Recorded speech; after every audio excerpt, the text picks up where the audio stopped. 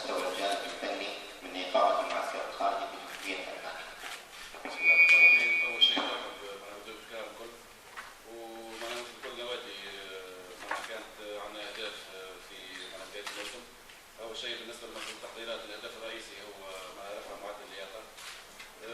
الهدف الثاني نعرف هو أن عندنا عدة انتدابات، أهم شيء هو اندماج المجموعة بالنسبة على بالنسبة لكل فريق. معناها هذا كله سويناه إن شاء الله في المعسكر إجمالا معناها نقدروا نقيموه بعد نهاية العام. معناها إجمالا أهدافنا نجم المفروض نحصل عليها معناها 100%.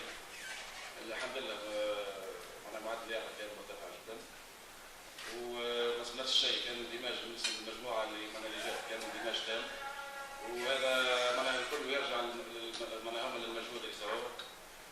على كل معسكر سوينا معناها 4 مباريات ودية.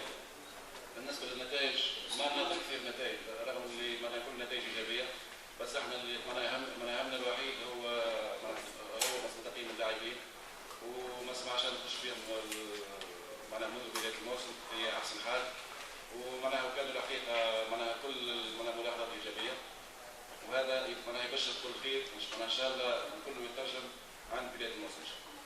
شكرا. شكرا جزيلا. أبدا معك